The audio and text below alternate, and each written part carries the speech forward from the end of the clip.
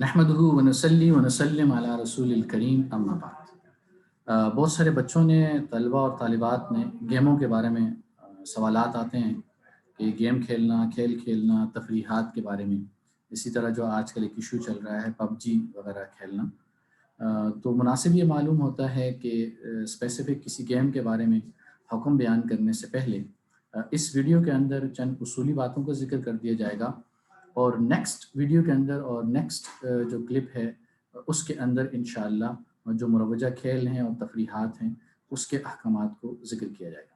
تو آج کی اس ویڈیو کے اندر انشاءاللہ موٹی 5 سے 6 پوائنٹس جو ہیں وہ ذکر کیے جائیں گے۔ ان میں انسانی عمر بمقصد زندگی اور مختلف استعمال ہونے والے قرآن و حدیث میں الفاظ جو ہیں لہو ہے، لعب ہے اور لغو ہے، اسی طرح فرحت ہے، تفریح ہے جس سے نکلا ہے فرحت سے، اور اس کے علاوہ جو آپ سن کے پسندیدہ کھیل ہیں اور کھیلوں کے بارے میں ایک اصولی جو چند اصول ہیں بنیادی طور پہ وہ ذکر کر دی جائیں گے۔ اچھا، سب سے پہلی جو بنیادی چیز ہے وہ یہ ہے کہ انسان کے پاس جو زندگی ہے، اللہ تعالیٰ فرماتے ہیں والعصر ان الانسان لفی خسر، کہ زمانے کی قسم انسان خسارے میں ہے، نقصان میں ہے۔ تو یہ جو انسان کے پاس زمانہ زندگی ہے یہ انسان کا سرمایہ ہے، اور وہ اس سرمایہ کے ذریعے تجارت کرتا ہے اور آخرت کی ابدی زندگی اس سے خریدتا ہے، اس سے کماتا ہے۔ اور اللہ تعالیٰ نے جگہ جگہ پر اس اشترا، خرید و فروخت کے الفاظ استعمال کیے ہیں اور تجارت کے لفظ استعمال کیے ہیں، لین دین کے الفاظ استعمال کیے ہیں۔ لیکن یہ جو سرمایہ، زندگی کا سرمایہ، یہ ایسا سرمایہ نہیں ہے جس کو آدمی سیو کر سکے، جس کو ذخیرہ کر سکے، جس کو سنبھال کے رکھ سکے۔ یہ ایسا سرمایہ ہے جو برف کی طرح ہے، مستقل پگھلے جا رہا ہے۔ اگر اس کو استعمال کر لیں گے تو قیمتی بن جائے گا، اگر اس کو استعمال نہیں کریں گے تو یہ فالتو میں چلا جائے گا، یہ ضائع ہو جائے گا، اور یہ ایسا سرمایہ جو کبھی واپس لوٹ کر نہیں آنا۔ تو بہرحال اس سرمایہ کو ہم اچھے کاموں میں استعمال کریں، کھیل کود میں استعمال نہ کریں۔ اور دوسری بنیادی بات کہ اللہ تعالیٰ نے جو انسان کو زندگی دی ہے، تو اگر عمومی طور پر لوگوں کو دیکھیں تو 2 طرح کی زندگی ہے، ایک بامقصد زندگی ہے اور دوسری لہو اور لعب پر مبنی زندگی۔ اسلام جو ہے وہ بامقصد زندگی پر زور دیتا ہے، اور بامقصد زندگی میں انسان اپنی زندگی کو ایسے کاموں میں صرف کرتا ہے، ایسے کاموں میں خرچ کرتا ہے، ایسے کاموں میں استعمال کرتا ہے جن میں دنیا اور آخرت، دنیا یا آخرت کے فائدہ ہو، اس میں دنیاوی فائدہ ہو یا اخروی فائدہ ہو، لیکن کم از کم اتنا تو ہو کہ دنیاوی یا اخروی نقصان نہ ہو۔ ایسے کاموں میں اپنی زندگی کو خرچ کرے تو یہ کامیاب زندگی ہے اور بامقصد زندگی ہے۔ اللہ تعالیٰ نے قرآن کریم کے اندر جگہ جگہ جو ہے بے مقصد، بے معنی، لا یعنی اور فالتو چیزوں سے ایک طرح سے ترغیب دے کے منع کیا ہے۔ سورہ مومن کے اندر، سورہ مومنون کے اندر اللہ تعالیٰ نے مومنین کی جو صفات ذکر کی ہیں اس کے اندر اللہ نے فرمایا والذین هم عن اللغو معرضون، کہ مومنین کی صفات میں سے ایک صفت ہے کہ وہ یہ لغو سے اعراض کرتے ہیں۔ لغو کیا ہے یہ آگے ابھی ذکر کر دوں گا انشاءاللہ۔ اسی طرح سورہ فرقان میں اللہ فرماتے ہیں وَإِذَا مَرُّوا بِاللَّغْوِ مَرُّوا كِرَامًا، یہ مومنین کی صفات ہیں، یہ اچھے لوگوں کی صفات ہیں، نیک لوگوں کی صفات ہیں۔ اور حدیث میں آتا ہے، ترمذی کی روایت ہے کہ الکیس من دان نفسہ وعمل لما بعد الموت، کہ سمجھدار عقل مند انسان وہ ہے جو اپنے نفس پہ کنٹرول کر لے، جو اپنے نفس کو قابو کر لے اور اپنی بعد کی جو زندگی ہے، موت کے مرنے کے بعد کی جو زندگی ہے اس کے لیے تیاری کر لے۔ والعاجز، اور عاجز بندہ وہ ہے، مسکین اور عاجز بندہ وہ ہے من اتبع نفسہ ہوا، جو اپنے نفس کی نفسانی خواہشات کی اتباع کرتا ہے، ان کے پیچھے چلتا ہے، وتمنا علی اللہ، اور بہت ساری آرزویں اللہ پر باندھ کے بیٹھ جاتا ہے کہ اللہ یہ بھی کر دیں گے اور یہ بھی کر دیں گے۔ اور ایک حدیث میں آتا ہے کہ من حسن اسلام المرء ترک ما لا یعنی، کہ ایک مسلمان کے اسلام کی یہ خوبی ہے کہ وہ لایانی چیزوں کو چھوڑ دیتا ہے۔ اب تیسرے نمبر پر جو چند الفاظ ہیں جو عمومی طور پہ قرآن اور حدیث میں استعمال ہوئے ہیں، تو ان کی اصطلاح، ان کی جو مفردات القرآن ہے اس کے اندر اس کی میننگز کیا ہیں تو اس کو ذکر کر دیا جاتا ہے۔ سب سے پہلے ایک لفظ ہے لہو۔ لہو کسے کہتے ہیں؟ تو لہو ایسے کام کو کہتے ہیں جو آپ کے قابل توجہ امور، جو آپ کے محتمم بھی امپورٹنٹ کاموں کو انسان کو اس سے غافل کر دے، یعنی ایسے کام کو جو آپ کے امپورٹنٹ کام، آپ کی مقصد، آپ کے آبجیکٹیو سے بھی ہٹا دے، وہ بیسیکلی لہو ہے۔ اور دوسرا جو لعب ہے، لعب جسے کھیل کہتے ہیں، کھیل کیا ہے؟ ہر اس کام کو کہتے ہیں جو بغیر کسی صحیح مقصد کے کیا جائے، یعنی کوئی صحیح مقصد نہ ہو، جس کا کوئی صحیح جو پراپر آبجیکٹیو، کوئی گول نہ ہو، اس کے بغیر جو کیا جائے وہ کھیل ہے بیسیکلی۔ تیسرا ورڈ جو لغو یوز ہوتا ہے، لغو کسے کہتے ہیں؟ ہر نکمی فضول بات کو لغو کہتے ہیں، اسی طرح ہر نکمے اور فضول کام کو لغو کہتے ہیں۔ ایسا کام نکما اور نکمی بات یا نکما کام وہ ہوتا ہے جس میں نہ دین کا فائدہ ہو نہ دنیا کا فائدہ ہو، اسے لغو سے تعبیر کیا جائے۔ اور چوتھا لفظ جو ہے تفریح، جو فرحت سے نکلا ہے۔ فرحت کے بنیادی لغت کے اندر اگر معنی دیکھیں تو تفسیر قرطبی کے اندر علامہ قرطبی نے جو ہے فرحت کے معنی بیان کرتے ہوئے لکھا ہے کہ محبوب چیز، پسندیدہ چیز کے پا لینے سے انسان کے دل میں جو قلبی لذت اور جو قلبی خوشی محسوس ہوتی ہے اس کو فرحت کہتے ہیں، اور اگر یہ فرحت انسان اس پر اترانے لگ جائے تو یہ ناجائز ہے، ورنہ یہ فرحت فی نفسی ہی جائز ہے۔ اگلا جو چوتھا بنیادی نقطہ ہے کہ اسلام جو ہے یہ دین فطرت ہے، اور یہ دین فطرت اسلام انسان کو سختی پر یا منہ چڑھا کے بیٹھے رہیں، خشک مزاجی پر مجبور نہیں کرتا، نہ ہی خشک مزاجی کی تلقین کرتا ہے، بلکہ اسلام توانائی کو، قوت کو، نشاط کو، فرحت کو اور دل لگی کو اور ایک خوش طبی کو پسند کرتا ہے۔ تو جیسے انسان کی فطرت پسند کرتی ہے، اسلام نے بھی اسی کے مطابق احکامات دیے ہیں۔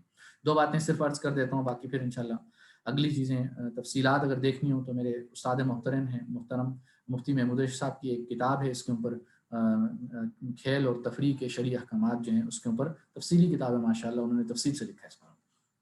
ایک عید کے دن حبشی لوگ بچے جو ہے کھیل رہے تھے ڈھال اور نیزوں کے ساتھ، تو آپ صلی اللہ علیہ وسلم نے جب ان بچوں کو دیکھا تو وہ بچے جھجک کے پیچھے ہٹ گئے، جیسے جھجک جاتا ہے آدمی بڑوں کو دیکھ کے۔ تو آپ صلی اللہ علیہ وسلم فرمایا کہ ان حبشی بچوں کو مخاطب کر کے کہا کہ لگے رہو، اپنے کھیل میں لگے رہو، اور اس کا وجہ بتائی حتی تعلم الیہود والنصارى، کہ یہود اور نصارہ کو پتہ چل جائے ان فی دیننا فصحى، کہ ہمارے دین میں وسعت ہے، فصحت ہے، ہمارا دین وسیع ہے، ہمارا دین گنجائش والا ہے۔ اور ایک حدیث میں آتا ہے الہو ولعبوا فانی اکرہ ان یرا فی دینکم غلظہ، کہ آپ سے فرمایا کہ تم کھیلو کودو، یعنی بمقصد کی طرف اشارہ کیا، دوسری حدیث کو سامنے رکھیں گے تو میں یہ نہیں چاہتا، میں ناپسند کرتا ہوں کہ تمہارے دین میں سختی ہو۔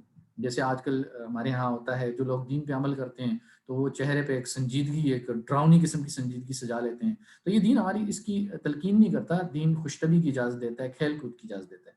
اب اگلی چیز جو ہے، آپ صلی اللہ علیہ وسلم نے جن کھیلوں کی اجازت دی اور جن کھیلوں کو پسند فرمایا، تو ان کھیلوں کا ایک خلاصہ، ایک سمری ذکر کی جاتی ہے۔ ان میں سے ایک کھیل کی تھوڑی تفصیل ذکر کر دوں گا، تو 5 سے 6 جو کھیل ہیں میں اس کی ذکر کر دیتا ہوں۔ ایک کھیل ہے بمقصد نشانہ بازی، یعنی کسی چیز نشانے میں مارنا، تیر مارنا، غلیل سے مارنا یا کسی چیز سے مارنا، تو نشانہ بازی جو مقصد نشانہ بازی ہے، اس کو آپ صلی اللہ علیہ وسلم پسند کیا اور احادیث میں اس کا تذکرہ ملتا ہے۔ دوسرا کھیل گھڑ سواری کی مشق کرنا، گھوڑے پہ سواری کرنا، تو اس سے پریکٹیکل آپ کی ورزش بھی ہوتی ہے، آپ کا پورا جسم ہلتا ہے۔ تیسرا جو ہے تیراکی، اور تیراکی کی مشق کرنا ہے، اس کو آپ صلی اللہ علیہ وسلم نے پسند فرمایا اور صحابہ آپس میں مقابلے بھی کیا کرتے تھے۔ چوتھا کھیل جو ہے پیدل دوڑنا، ورزش کرنا، مقابلے لگانا، دوڑ کے مقابلے لگانا۔ صحابہ 2 نشانوں کے درمیان 2 نشان لگاتے تھے، اور ان 2 نشانوں کے درمیان میں آپس میں کھیل کے دوڑ کے مقابلے کیا کرتے تھے۔ اور پانچواں جو ہے، اس کو تھوڑا میں تفصیل تھوڑی وضاحت کروں گا اس کا، کہ میاں بیوی کا آپس میں باہمی دل لگی کرنا، یعنی یہ نہ صرف جائز ہے بلکہ اس پہ اللہ تعالیٰ اجر بھی عطا فرماتے ہیں۔ اور اس کے ضمن میں بہت ساری احادیث ملتی ہیں زمرے میں، اور بہت ساری احادیث میں اس کا تذکرہ، ایک حدیث میں اتنا تک بھی ہے، آپ سے فرمایا کہ اگر آپ اپنی بیوی کے منہ میں لقمہ دیتے ہیں تو اس پہ بھی اللہ تعالیٰ اجر عطا فرمائیں گے۔ حضرت عائشہ صدیقہ رضی اللہ عنہا آپ صلی اللہ علیہ وسلم کا کندھے کا سہارا لے کر حبشی لوگ جو کھیل کا کرتب دکھا رہے تھے تو اس کو کافی دیر تک دیکھتی رہیں، اور اسی طرح عائشہ صدیقہ رضی اللہ عنہا آپ صلی اللہ علیہ وسلم کے ساتھ دوڑ لگائی، مقابلے میں پہلے جیت گئیں اور پھر آپ صلی اللہ علیہ وسلم جیت گئے۔ تو آپ صلی اللہ علیہ وسلم نے اسی طرح حضرت عائشہ صدیقہ رضی اللہ تعالیٰ عنہا کو رات کے وقت، شام کے وقت اپنی بیگم زوجہ مطہرہ ہماری امی جان، ان کو جو ہے حدیث ذرا سنائی، جو مسلم شریف اور بخاری شریف کے اندر یہ کتاب باقاعدہ یہ حدیث موجود بھی ہے، حدیث ذرا، جو شوہروں کے قصوں پر مبنی حدیث ہے۔ اور اس میں جو ذرا تھی تو آپ صلی اللہ علیہ وسلم نے عائشہ صدیقہ رضی اللہ تعالیٰ عنہا نے فرمایا کہ میرے لیے آپ ایسے ہیں جیسے وہ تھی۔ تو آپ صلی اللہ علیہ وسلم نے قصہ سنایا تھا، یہ مقصد کہنے کا یہ تھا کہ آپس میں یہ دل لگی ہے گھر میں جو ہے۔ حضرت عمر رضی اللہ عنہ کے گھر میں فرماتے ہیں، ان کا فرمان ہے کہ گھر میں مرد کو بچے کی طرح مانند رہنا چاہیے، ہاں وقت کام کے وقت اس کو پورا مرد ہونا چاہیے، اپنی مردانگی دکھانی چاہیے، لیکن گھر میں بچوں کی طرح رہنا چاہیے، گھر والوں کے ساتھ ان کو ٹائم دینا، ان کے ساتھ کھیل کود کرنا، خوشطبی کرنا۔ تو ہاں اتنی 2 باتیں ذہن میں رکھنی چاہیے جو میرے استاد محترم دامت برکاتہ عالیہ نے لکھی ہیں۔ کہ بیوی سے محبت اور حسن سلوک کا یہ مطلب نہیں کہ اس کی اطاعت کی جائے. ہاں عورتوں کو یہ حکم ہے کہ وہ اپنے شوہروں کی اطاعت کریں، لیکن شوہر عورت کی اطاعت نہ کرے. حسن سلوک اور محبت کا مطلب یہ ہے کہ اس کو وقت دیں، اس سے دل لگی کریں، اس کو خوش رکھیں. لیکن یہ ہے اس کی اطاعت کرنا اور ناجائز کاموں میں بھی اس کی اطاعت کرنا، یہ اس کی اسلام اجازت نہیں دیتا.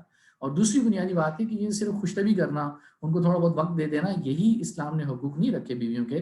اس کے علاوہ بھی حقوق ہیں، نان نفقے کا خیال رکھنا، اس کے علاوہ جو ہے ان کی باقی دیگر حقوق جو ہیں ان کی پورے کرنا، یہ بھی اسلام اس کی شوہر کے ذمہ داری لیتا. تو ان حقوق میں سے ایک یہ بھی ہے کہ غیر شرعی حقوق کی، غیر شرعی چیزوں کے اندر اگر اپنی گھر والوں کو مبتلا دیکھیں تو اس میں سختی کرنے کا بھی اسلام نے حکم دیا ہے. چھٹا اور آخری جو ہے تفریح طبع کے لیے اشعار سننا اور سنانا، ترنم کے ساتھ اشعار اور سننا اور سنانا. حضرت شریک جو ہیں آپ صلی اللہ علیہ وسلم کے ساتھ سواری پہ بیٹھے ہوئے، تو آپ صلی اللہ علیہ وسلم نے ان سے فرمایا کہ اشعار سناؤ. تو آپ صلی اللہ علیہ وسلم وہ اشعار سنانے لگے، تو آپ صلی اللہ علیہ وسلم لطف لے کے وہ اشعار سن رہے تھے. تو ایک موقع پہ جب انہوں نے ایک ورڈ کہا، وہ عربی کے ورڈ میں کہتا ہوں ابینا ابینا، تو انہوں نے آپ صلی اللہ علیہ وسلم نے بھی اس کو بار بار ریپیٹ کیا، تو آپ صلی اللہ علیہ وسلم نے اشعار سنے. اسی طرح ایک مجلس قائم تھی، حضرت عمر رضی اللہ عنہ بھی تھے، اس کے اندر عبد الرحمن بن عوف رضی اللہ عنہ بھی تھے، ابو عبیدہ بن جراح رضی اللہ عنہ بھی تھے. تو اس کے اندر خوات بن جبیر رحمہ اللہ نے انہوں نے اشعار سنائے اور اپنے اشعار سنائے. تو کسی نے کہا کسی اور شاعر کے اشعار سنائے، تو عمر رضی اللہ عنہ نے فرمایا کہ ان کو اپنے اشعار، اپنے دل کی آواز سنانے دو. اور پوری رات گئے تک جو ہے وہ اشعار سناتے رہے اور ترنم میں سناتے رہے. تو اس طرح یعنی نجی محفل میں اشعار سننا سنانا جو غلط مفہوم نہ ہو، غلط باتیں جس پر مبنی نہ ہو، تو اس کی اسلام اجازت دیتا ہے. اب آخر میں 4 بنیادی اصول ذکر کر دیتا ہوں، پھر باقی چیزیں نیکسٹ ویڈیو میں انشاءاللہ. کہ کھیلوں کے بارے میں اصولی بات، پہلی بنیادی بات جو میرے استاد محترم نے لکھی ہے کہ ایسے کھیل جن کی احادیث میں صراحتاً ممانعت ہے، ایسے کھیل جس کی حدیث اجازت نہیں دیتا، شریعت اجازت نہیں دیتی، جیسے نرد ہے، شطرنج ہے، اس کی وضاحت انشاءاللہ آ جائے گی، کبوتر بازی ہے، جانوروں کو لڑانا ہے، کتوں کو لڑانا جیسے ہے، تو یہ کھیل ناجائز ہیں. جب آپ نے منع کر، آپ صلی اللہ علیہ وسلم نے منع کر دیا تو وہ ناجائز ہے. دوسری بنیادی بات، دوسرا بنیادی اصول، جو کھیل حرام اور معصیت کے کاموں پر مشتمل ہیں، جن کھیلوں میں حرام اور ناجائز کام ہوتے ہوں، وہ کھیل اپنی ذات میں اگرچہ جائز ہوں لیکن وہ اس حرام اور ناجائز کام کی وجہ سے ناجائز ہوں گے. اور اس کی بنیادی وجہ یہ ناجائز پہلو ہوگا جو اس کے اندر آپ ایڈ کر چکے ہیں. مثال کے طور پر کھیل میں سطر کھولنا، یعنی سطر کھولنا شریعت نے اجازت نہیں دی، اور نکر پہن کے کھیل کھیلنا. اسی طرح کھیل میں جوا لگانا، اس کی وضاحت تھوڑی سی کر دوں گا انشاءاللہ. اسی طرح عورتوں اور مردوں کا اختلاط ہو، عورتوں اور مرد ایک ساتھ کھیل رہے ہوں، اختلاط ہو. اور اسی طرح کھیل میں جو ہے موسیقی ہو، جس میں موسیقی کی دھن پر کھیلا جا رہا ہو. اسی طرح ایسے کھیل جس میں اندر کفار اور فجار کی نکالی کی جائے، تو اس طرح کی اگر شرعی خرابی ہوں اس کے اندر تو وہ کھیل میں نہ جائے. تیسری بنیادی بات اور تیسرا بنیادی اصول، جو کھیل فرائض اور حقوق سے غافل کر دیں انسان کو، وہ کھیل بھی ناجائز ہیں. وہ کھیل اپنی ذات میں تو جائز ہیں، لیکن ان کھیلوں میں اس قدر انہماک، جیسے میں نے لہو کے اندر ذکر کیا، اس قدر انہماک کہ آپ کے اپنے حقوق، نماز رہ گئی ہے، اپنے فرائض رہ گئے ہیں، امی کی بات نہیں سنتے، پب جی پہ لگے ہوئے ہیں، کھیل پہ لگے ہوئے ہیں. اگرچہ کا پب جی کے بارے میں بعد میں بات کریں گے انشاءاللہ. تو یہ ایسے کھیل جن کے اندر انہماک کی وجہ سے آپ کے حقوق، اللہ تعالیٰ کے حقوق، بندوں کے حقوق اگر پامال ہو رہے ہیں، تو وہ کھیل بھی ان پامالی کی وجہ سے ناجائز ہیں، وہ لہو میں شامل ہیں. چوتھی اور آخری بات کہ جن کھیلوں میں جس تفریح میں دینی یا دنیاوی مقصد نہ ہو، نہ دینی مقصد ہو نہ دنیاوی مقصد ہو، صرف ٹائم پاس کے لیے وہ کھیل کھیلے جائیں، اس میں کوئی تفریح نہ ہو، کوئی دینی یا دنیاوی مقصد نہ ہو، تو وہ کھیل لغو میں ہیں، نکمی اور فضول کاموں میں اور فضول باتوں میں شامل ہوتے ہیں. اس لیے ان کھیلوں سے بھی گریز کرنا چاہیے. یہ 4 بنیادی باتیں ہیں، اور جن کھیلوں میں یہ خرابیاں نہ ہوں وہ کھیل جائز ہیں. یہ 4 بنیادی باتوں کے بعد انشاءاللہ اللہ تعالیٰ عمل کرنے کی توفیق عطا فرمائے. اگلے ویڈیو میں انشاءاللہ جو مروجہ کھیل ہیں اور جو مروجہ تفریحات ہیں ان کے بارے میں انشاءاللہ بات کی جائے گی. سبحان ربک رب العزت عما یصفون، والسلام علی المرسلین والحمد للہ رب العالمین. جزاکم اللہ خیر.